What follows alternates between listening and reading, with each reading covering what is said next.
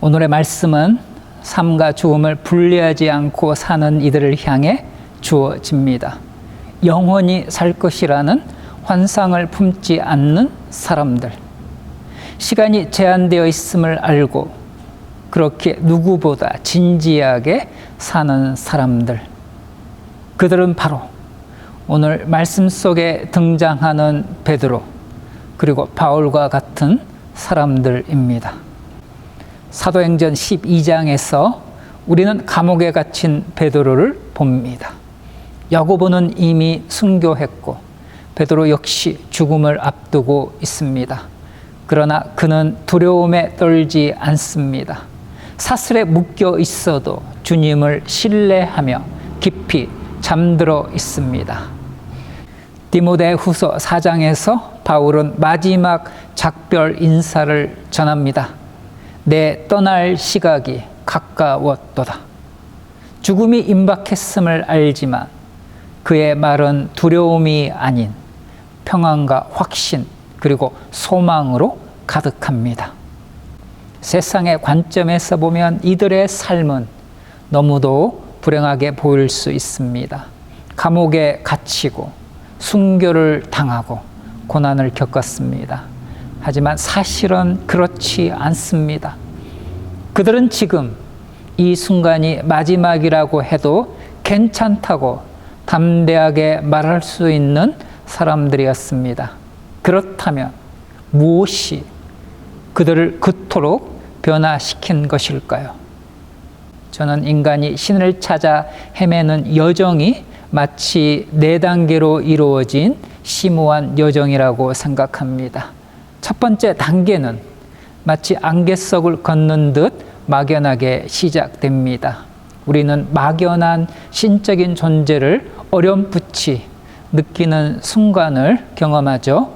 그것이 기독교의 하나님이든 불교의 부처님이든 힌두교의 다양한 신이든 혹은 샤머니즘의 1월 성신이든 그저 우리를 초월하는 무언가가 존재한다는 인식을 하게 되는 것입니다. 두 번째 단계에 이르면 비로소 하나님이라는 이름으로 그분을 만나게 됩니다.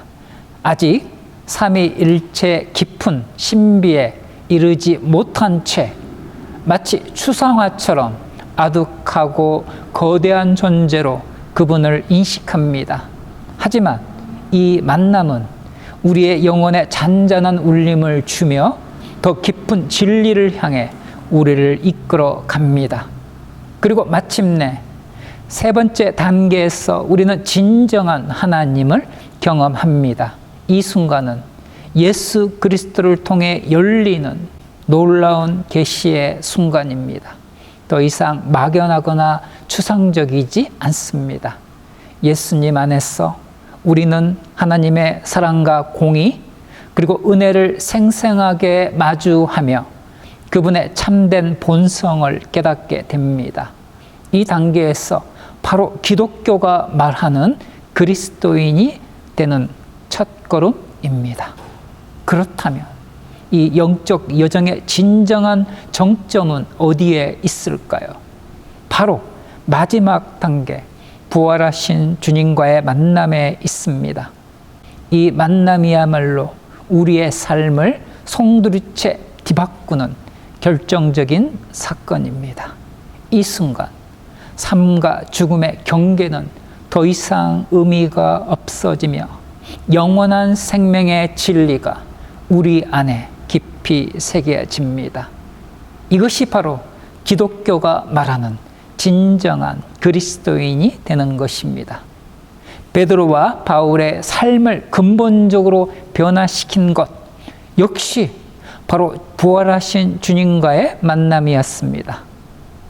그들의 생애는 이 역동적인 만남을 통해 새롭게 정의되었고 죽음을 뛰어넘는 참된 소망으로 충만해질 수 있었던 것입니다.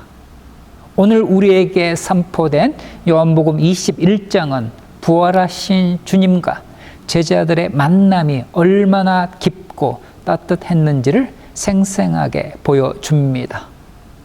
깊은 밤 고기잡이로 지쳐 돌아온 제자들, 허탈감과 실망감에 젖어 있던 그들을 기다리고 있던 것은 주님이 손수 준비하신 아침 식사였습니다. 그곳에는 따뜻한 숯불이 놓여 있었고 그 위에는 생선이 맛있게 요리되고 있었죠. 평범해 보이는 이 장면 속에서 우리는 놀라운 영적 의미를 발견합니다. 숯불 위에 놓인 생선은 단순한 식사가 아니었습니다. 마치 십자가 위에서 불태워진 어린 양처럼 주님께서 우리를 위하여 자신을 온전히 내어주신 희생 제사를 상징합니다. 특히 베드로의 눈에는 이 장면이 더욱 특별하게 다가왔을 것입니다. 그는 주님의 손에 선명하게 남아있는 못자국 구멍을 보았을 테죠. 그 구멍을 통해 숯불 위에 놓인 생선과 떡을 보았을 때 그의 마음에는 어떤 생각이 스쳐 지나갔을까요? 아마도 베드로는 자신의 3번의 부인, 3번의 배신, 3번의 부인과 주님의 고통스러운 죽음을 동시에 떠올렸을 것입니다.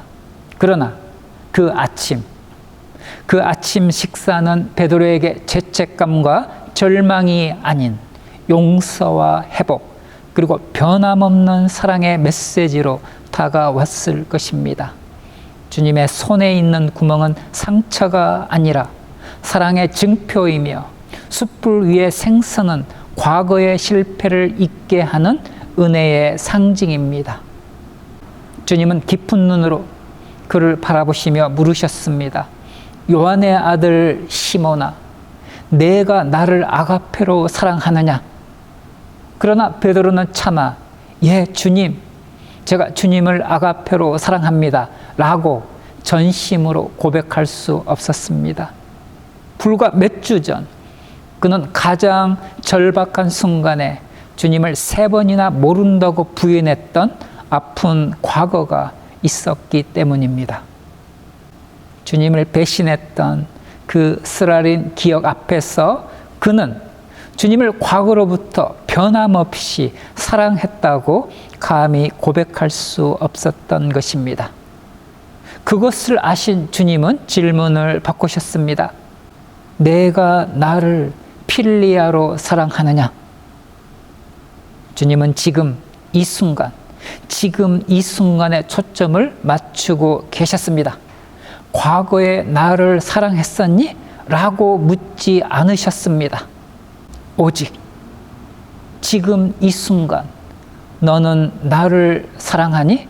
하고 물으셨습니다. 베드로가 저는 지금 현재 주님을 사랑합니다. I 필리아 you 라고 대답했을 때 그는 자신의 과거가 아닌 현재 자신 앞에 계신 주님을 향한 진실한 마음을 고백한 것입니다. 그렇습니다. 아가페는 과거, 현재, 그리고 미래에도 변함없이 지속되는 사랑입니다. 그리고 필리아는 바로 현재 시점의 사랑입니다.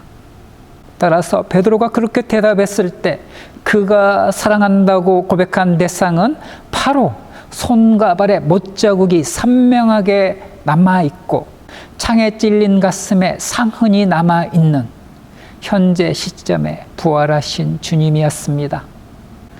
사람들은 흔히 영광스러운 몸이란 어떠한 상처도 없는 완벽한 상태라고 생각합니다. 하지만 하나님은 전혀 다른 관점을 보여주십니다. 주님의 부활하신 몸에는 여전히 선명한 상처가 있었습니다. 부활하실 때 주님의 몸은 완전히 체인지가 되었습니다. 여전히 육체를 가지고 계셨지만 우리가 알고 있는 것처럼 마치 투명인간처럼 벽을 통과하는 몸이었습니다. 그런데 딱 하나가 변하지 않았습니다.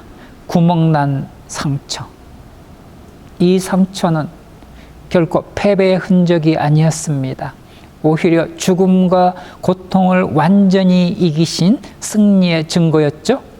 그 상처를 직접 본 제자들은 이제 더 이상 죽음을 두려워하지 않게 되었습니다. 그들은 죽음을 이기신 주님이 지금도 살아계심을 확인했기 때문입니다. 이제 그들은 세상의 속박으로부터 완전히 자유로워졌습니다. 사도 바울은 이렇게 고백합니다. 내가 그리스도와 함께 십자가에 못 박혔나니 또한 세상이 나를 향하여 십자가에 못 박히고 나도 세상을 향하여 그러하니라 라고 선언하며 세상의 판단과 가치관으로부터 완전히 자유로워진 삶을 보여주었습니다. 사랑하는 성도 여러분, 그렇다면 오늘 우리는 어떻게 살아야 합니까? 우리는 종종 삶과 죽음을 정반대의 개념으로 생각합니다. 마치 하나가 끝나야 다른 하나가 시작되는 것처럼 말입니다. 하지만 그리스도인으로 산다는 것은 죽음으로부터 도망치거나 두려움 속의 삶을 매달리는 것이 아닙니다. 오히려 죽음을 두려워하지 않는 동반자 삼아 걷는 길입니다. 이 길은 매일 아침 부활의 메아리가 울려 퍼지고 매일 저녁 우리에게 무언가를 내려놓으라고 권유합니다. 이 삶에서 우리는 매일 조금씩 죽어갑니다. 누군가를 용서할 때, 자존심을 내려놓을 때, 다른 사람의 짐을 짊어질 때가 바로 그렇습니다. 그러나 이 작은 죽음 속에서 삶은 더 깊고 더 충만하고 더 자유롭게 솟아납니다. 예수님께서 말씀하셨듯이 씨앗은 땅에 떨어져 죽어야만 열매를 맺습니다. 그리스도인의 삶은 바로 그 씨앗과 같습니다. 죽음은 삶의 원수가 아닙니다. 오히려 새 생명이 자라나는 비옥한 토양입니다. 우리는 밤을 두려워하지 않습니다. 아침이 올 것을 알고 있기 때문입니다. 죽음의 음침한 골짜기를 지날 때조차도 우리는 결코 혼자가 아닙니다. 어쩌면 우리는 매일 작고 깊은 순교를 경험하고 있을지도 모릅니다. 세상을 향한 우리의 자아를 죽이고 우리 자신을 십자가에 못 박는 삶, 그것이 바로 그리스도인의 삶입니다. 예수님의 제자들은 삶과 죽음을 분리되지 않는 것으로 보고 살았습니다. 이 땅을 살아가면서도 자신과 세상에 대하여 죽었기 때문에 이 세상에 소망을 두지 않았습니다. 그러나 그들은 죽음이 새로운 출발이라는 것을 알았습니다. 육체적인 죽음 이후 다음 세상에서 영광의 면류관이 준비되어 있음을 확신했습니다. 사도 바울은 이렇게 고백합니다. 내가 선한 싸움을 싸우고 달려갈 길을 마치고 믿음을 지켰으니 이제 나를 위하여 의의 면류관이 예비되었으므로 곧 공의로우신 재판장이 그날에 그것을 내게 주실 것이요 나에게만 아니라 주의 나타나심을 사모하는 모든 자들에게도 주실 것이니라. 이 약속은 바울만을 위한 것이 아닙니다. 이것은 사랑하는 여러분과 바로 저를 위한 약속입니다. 여러분이 강한 믿음을 가지고 있습니까? 여러분이 약한 믿음을 가지고 있습니까? 여러분이 아가페로 주님을 사랑하십니까? 여러분이 필리아로 주님을 사랑하십니까? 여러분이 흔들리는 사랑으로 주님을 사랑하십니까? 상관없습니다. 이 약속은 그리스도께 매달리는 모든 사람을 위한 약속입니다. 우리는 감옥이나 노마의 칼에 맞서지 않을지 몰라도 희생, 실망, 질병, 외로움, 그리고 연약함이라는 매일의 십자가에 직면합니다. 그럼에도 불구하고 우리는 이미 그리스도와 함께 죽고 부활한 자로서 살아갑니다. 주님은 오늘도 우리에게 오십니다. 불 옆에서 빵과 생선, 은혜와 평화로 아침 식사를 함께 나누러 오십니다. 예수께서 제자들을 숯불에 초대하셨듯이 이제 우리를 그분의 식탁에 초대하십니다. 이 성찬은 단순한 상징이 아닙니다. 결코 단순한 기억이 아닙니다. 이 식탁은 단지 비유적인 장소가 아닙니다. 살아계신 그리스도께서 구체적이고 실제적인 방식으로 자신의 백성 가운데 임하시는 것입니다. 빵과 포도주에 감추어진 모습으로 오시지만 말씀을 통해 약속하신 대로 실제로 온전히 임재하시는 것입니다. 실패 속에서 베드로를 만나셨고 감옥에 갇힌 바울을 만나셨던 바로 그 동일한 주님께서 지금은 이 은혜의 식탁에서 우리를 만나십니다. 그러므로 사랑하는 여러분, 마음이 지치고 믿음이 약해질 때에도 식탁으로 나오십시오. 손이 텅 비고 소망이 희미해질 때에도 식탁으로 나오십시오. 그리고 여러분의 경주가 끝나면 여러분 또한 부활하신 주님을 만나기 위해 일어날 것입니다. 이것이 우리의 소망입니다. 이것이 우리의 믿음입니다. 이것이 죽임을 당하셨지만 살아계신 주님, 바로 그 주님을 따르는 자들의 기쁨입니다.